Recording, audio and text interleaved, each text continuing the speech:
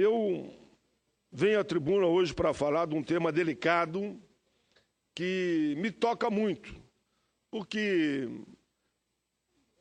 presidi a Comissão de Direitos Humanos já por 2 mandatos, voltei a presidir agora, e estou acompanhando essa situação dos refugiados no mundo. É sobre esse tema, senhor presidente, que eu quero falar aqui na tribuna do Senado no dia de hoje, além daqueles que eu já falei. A imagem, senhor presidente, do menino Aulan Gurt, morto por afogamento numa praia da Turquia, causou, com certeza, comoção em todo o mundo. Seus pais, curdos da Síria, tentavam fugir das agruras da guerra fratricida. Como ele, milhares de refugiados amontoados em navios, botes e trens superlotados, muitas vezes nas condições de clandestinos, sujeito a maus tratos, a violência, a espancamento, a estupro. Infelizmente, como foi e é mostrado pela grande mídia, de inúmeras famílias da Síria, e recentemente vimos quando, covardemente, uma família foi expulsa de um trem na Hungria. Essas cenas chocam, machucam a todos nós. É como se os seres humanos pudessem ser tratados como animais. E nós, que defendemos o princípio maior da vida, não concordamos que nem os animais, em hipótese alguma, sejam tratados da forma como são tratados os imigrantes hoje no mundo. São cenas, senhor presidente, chocantes, mas não são as únicas. De fato, a violência da guerra na Síria causou, estou dando ali um exemplo, um grande desastre social. Após a destruição das cidades e o massacre de civis, que lembram muito as últimas guerras mundiais, advieram a fome, a doença, as pilhagens, o esfacelamento da lei e da ordem e do tecido social. Em desespero, cerca de 4 milhões de sírios deixaram a sua pátria, o seu país. Destes, segundo a Anistia Internacional, 95% encontram-se refugiados na Turquia, no Líbano, na Jordânia, no Iraque e no Egito. A maioria em campos de refugiados sem nenhuma estrutura que lembram os campos de concentração da época do nazismo. E me parece que nem todos se tocam por esse tema. Nem todos se emocionam com esse tema, como que dizendo, é lá, não é aqui, eu não tenho nada a ver com isso. Tem a ver, sim. Esse flagelo que atinge toda a humanidade tem a ver com cada um de nós. Senhor presidente, esgotada a capacidade de recebimento de mais refugiados por parte dos países vizinhos, a pressão migratória se voltou naturalmente para a rica Europa ali mais próxima. Senhoras e senhores, senadores, senadoras e aqueles que estão nos assistindo pelo sistema de comunicação aqui do Senado, para que façamos uma ideia, a Turquia, principal destino dos refugiados, recebeu 1,6 milhão de pessoas, um número 10 vezes maior que o de pedidos de asilo recebidos pelos 28 países da União Europeia nos últimos 3 anos. Ainda assim, muitos países europeus resistem a conceder asilo aos imigrantes. A situação atual, senhor presidente, não encontra paralelo senão na última Grande Guerra Mundial. Algo semelhante, mas agora é pior.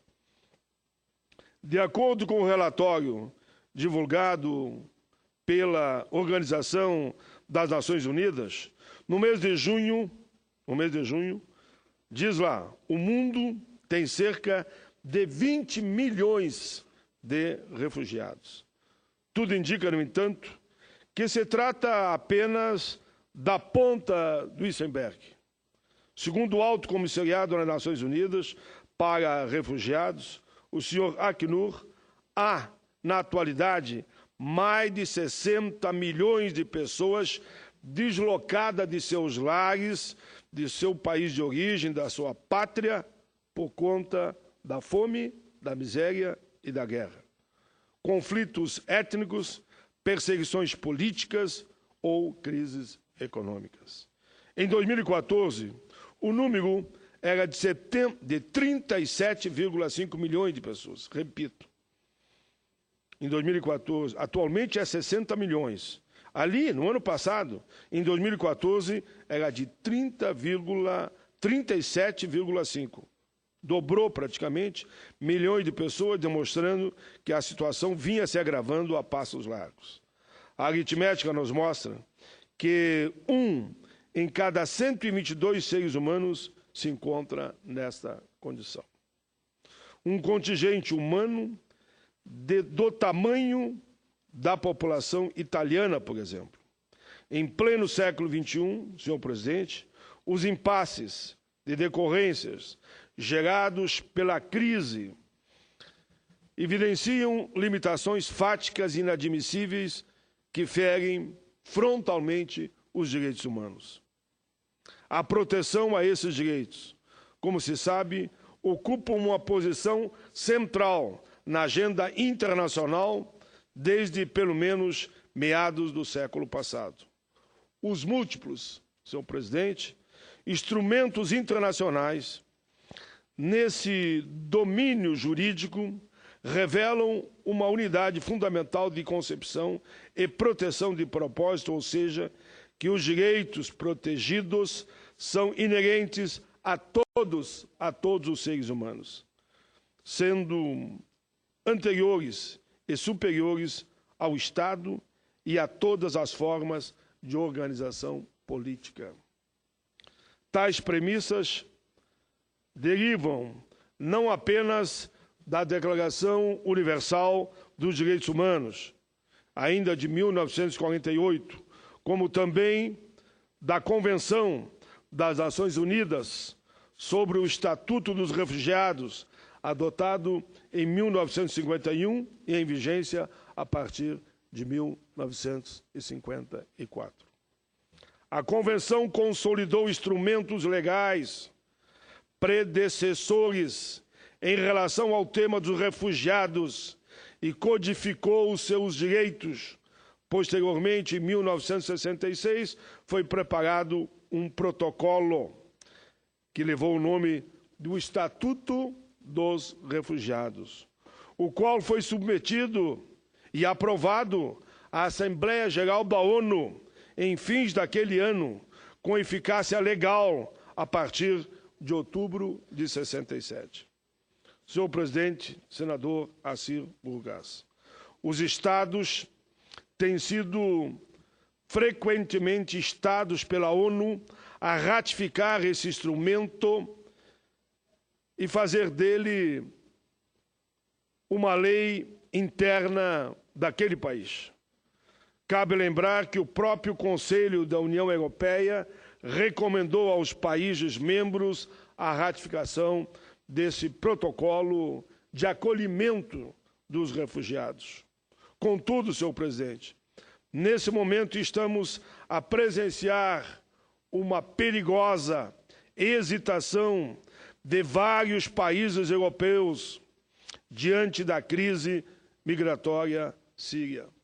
Senhor presidente, não tem como negar que quando a gente vê aqueles barcos abandonados à mercê das ondas, à mercê da força das águas, dos oceanos e mares, quando os refugiados ali estão a passar, e nos dá uma nítida impressão que eles foram abandonados à própria sorte. E por isso chocou o mundo quando o menino afogado apareceu na praia, ou mesmo a sua mãe. E depois vimos a fala do pai. Nesse momento, senhor presidente, é preciso que política de direitos humanos, que o direito à vida, que a bandeira de políticas humanitárias seja levantada na mais alta montanha, pico, que todos nós temos que ter o direito à vida e viver com dignidade. Enquanto Alemanha e França, principalmente, procuram ampliar o recebimento de refugiados, países do sul da Europa resistem a assumir a sua responsabilidade. Como se os imigrantes não fossem humanos. No leste europeu, a situação é ainda mais restritiva. A Hungria, por exemplo, construiu uma bizarra barreira de arame farpado, ao longo de 175 quilômetros da fronteira com a Sérvia, para evitar que por ali passassem os imigrantes. A Europa alega fatores como crise econômica, peculiaridades étnicas e religiosas, barreiras culturais ou níveis elevados de desemprego para também grande parte da Europa, e aqui eu destaquei as exceções, para recusar os imigrantes. Em realidade, senhor presidente, a xenofobia e a falta de boa vontade explicam melhor o posicionamento de várias nações do mundo.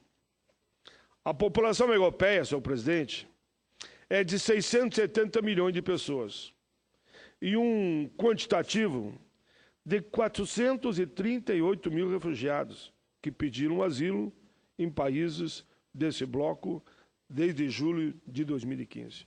Ora, senhor presidente, todos nós sabemos, e aqui diz, a Europa rica. Lá habitam 670 milhões de pessoas. Uma Europa rica não poderia acolher 438 mil refugiados? Claro que poderia, com um pouco de esforço. Mas a vida é assim. Às vezes me perguntam qual o caminho de que um operário, no caso, como eu e um trabalhador como Vossa Excelência, em tese fomos vitoriosos no longo das nossas vidas, porque estamos aqui no Senado da República. Somos só 81. Claro que foi com muito esforço. Claro que foi com muito trabalho. Claro que foi também baseado no princípio da integridade, da honestidade, da seriedade, da responsabilidade, mas também da solidariedade. Senão o povo não teria votado em nós. E falo com Vossa Excelência porque eu conheço. O povo não teria nos indicado para cá. Senhor presidente, só para comparar, o minúsculo Líbano tem uma população de 4,4 milhões de pessoas e recebeu 1,2 milhões de sírios. O Líbano, onde existem em torno de 4 milhões de pessoas, recebeu mais de 1 milhão de imigrantes. A Europa, 670 milhões, não quer receber 440 mil refugiados. Senhor presidente, o conceito de direitos humanos abarca todos os direitos fundamentais individuais de cidadania e são expressos por instrumentos internacionais como pactos, convenções, protocolos, sendo incorporados pela legislação dos Estados signatários. O Brasil é um deles. A natureza de tais direitos, exatamente por se estenderem aos domínios da cidadania, é irrevogável, indisponível, irrenunciável e inalienável. Nenhum país pode alegar tão somente sua discricionariedade ou evocar razões de soberania para desrespeitar os direitos humanos. Direitos humanos é uma política universal. Não importa se em Cuba, nos Estados Unidos, na União Soviética, na França, na Itália, na Alemanha, no Brasil, na Argentina, ou aqui na Venezuela, ou no Paraguai ou no Paraná. Por isso, senhor presidente, é com orgulho que eu destaco a posição do Brasil. É com orgulho que destaco a opção do Brasil, que tem facilitado a entrada e permanência de refugiados, principalmente sírios, que vieram da guerra, do fronte, tiveram famílias estrupadas, violentadas, assassinadas, torturadas e estão aqui no nosso território. Desde 2013, uma resolução do Comitê Nacional para os Refugiados, CONARE, ligado ao Ministério da Justiça, simplificou os requisitos para que esses, infelizmente, filhos da guerra na Síria, pudessem ter abrigo no país. Hoje temos 8,4 mil refugiados sírios em solo brasileiro. Hoje temos 8,4 mil refugiados em solo brasileiro, dentre os quais 2.100 são sírios. Há apenas 4 anos, o número de refugiados não passava de 4 mil. O Brasil mais que dobrou o acolhimento de refugiados numa situação de desespero internacional dessas famílias e o apelo da ONU. Com efeito, o representante Acnur no Brasil, André Ramírez, definiu a iniciativa do governo brasileiro como uma importante mensagem humanitária e de direitos humanos.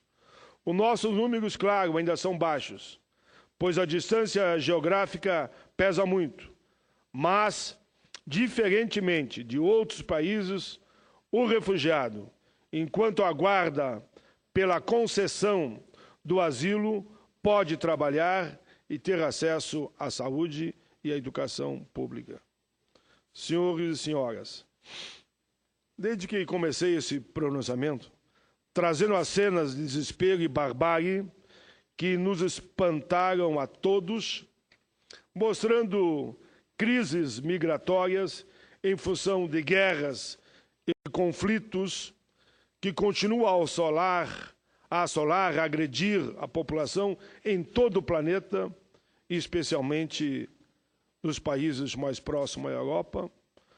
Porém, agora, passados 76 anos do início da Segunda Guerra Mundial, a rica e desenvolvida Europa se vê às voltas com uma realidade que supunha esquecida e superada. Essa realidade está aí, é vivida, porque estamos vivendo ela, o planeta está vivendo ela, e tem que ser enfrentada numa linha humanitária. Os novos desafios testam os ensinamentos provindos do grande conflito que a devastou. É hora da Europa dizer ao mundo que aprendeu com a sua própria tragédia e abrir suas portas àqueles que de tanto necessitam e a ela fazem um apelo. Do contrário, estará passando uma triste mensagem ao resto do mundo, isolando-se e negando os princípios dos direitos humanos que ajudou a fundar e difundir.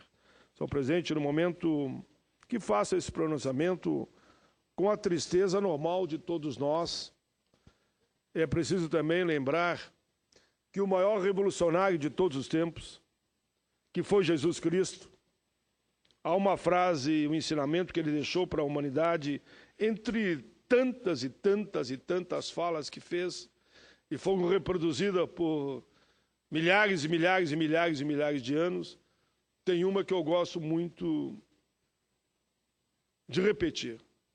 A nossa obrigação é fazer o bem, não interessa a quem.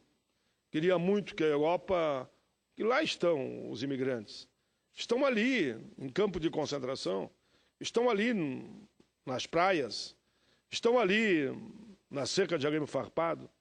Olhem para eles com o olhar que Cristo olhou para a humanidade. Se ponham no lugar deles. Talvez você que está me ouvindo nesse momento esteja julgando. Ah, mano, como é que vão acolher tal? Não é bem assim. Se ponha você no lugar dele. Faça de conta que você está do outro lado do arame farpado e está vendo a riqueza depois do horizonte. E você quer chegar naquele horizonte. Com teu filho, com tua filha, com a tua companheira, com teu avô, com tua avó. Se põe no lugar dele e no sofrimento dele.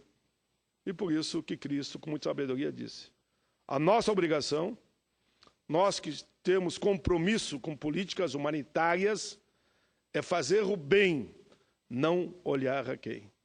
Não olhar a origem, não olhar a procedência, não olhar a religião, não olhar a cor da pele, não olhar a beleza, mas procurar ter um olhar mais espiritual.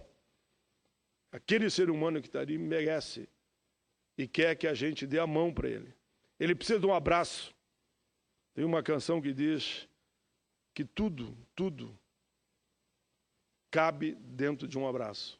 Eles querem ser abraçados, eles querem ser acolhidos. Por isso que fica aqui esse meu apelo.